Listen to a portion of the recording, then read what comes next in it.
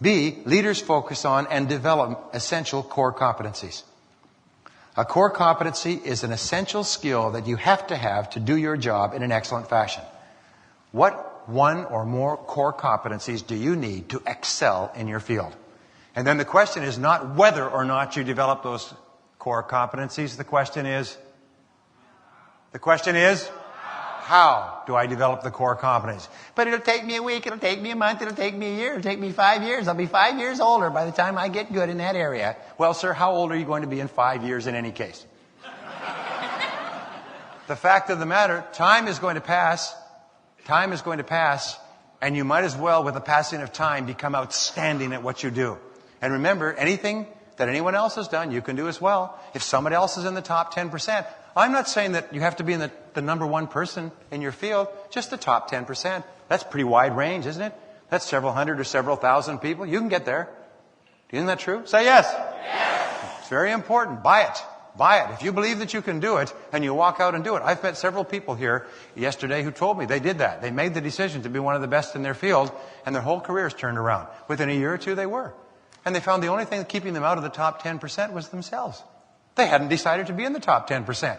If you haven't decided to be in the top 10%, it's like driving past a movie theater and never deciding to go in. Geez, I'd like to see that picture. Boy, it looks like a good picture. Doggone, that's a good picture. Hey, it's mentioned in the newspaper. It's reviewed over here. Golly, that's a good picture. Go to the picture, you idiot! Stop talking about it. Go to the movie. Buy a ticket. Go in. All right. And C is leaders elicit extraordinary performance from ordinary people. Now, here's a question.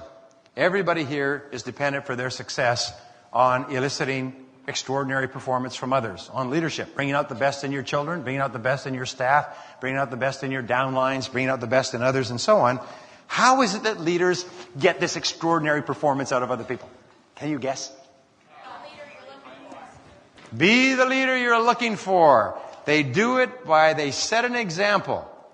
They don't say, go ahead and do it well. They say, follow me. As Dwight Eisenhower said, he was asked, why is it the top battlefield commanders always lead their men into action? He said, did you ever try to push a string? The most important thing that you do, and Peter's work on this is extensive. Peter was speaking here yesterday, by the way. Smaller audience than this. And not as good information, old stuff. Anyway, the point is that Peter's even made this example. He said the number one thing that a leader can do is be an example. Be the kind of person that if everybody looked at you and did what you do, you'd have an extraordinary organization. They set an example in everything they do, in everything they say, in every act and every gesture toward other people. They are examples. You be the kind of person you want your people to be. You walk the talk. You act every minute of every day like an exemplary person. And surprise, surprise, people will rise to that. People rise to leadership. Leadership means that you're the kind of person that people want to be and want to work for and want to work under because you are an exemplary person. So the better you become in yourself, the better all the people around you become as well. Does this make sense? Yes. We always ask this question, then we'll take this break. The question is, and it's a 4-part question, and it is always ask yourself every day, in terms of setting an example, of being the best you can be. You say, what kind of a world would my world be if everybody in it were just like me? And if the answer is, this would be a great world if everybody in it was just like me, then you're doing well. But the honest answer is, well, maybe there are some corners I could take off or some wrinkles I could get out of my bed sheets.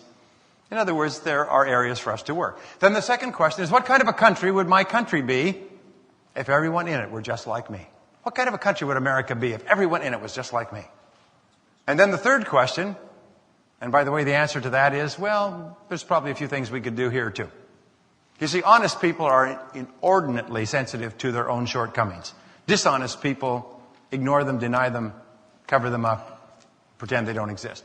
The third question is, what kind of a company would my company be if everyone in it was just like me? And then ask yourself, are there things you could do differently or better? And then the final question is pretty simple, is what kind of a family would my family be if everyone in it was just like me? And if you can say over time that if everybody was just like me in each of those areas, they would be a much better world, much better country, much better company, and much better family, then you know that you're becoming one of the best people in the business, right?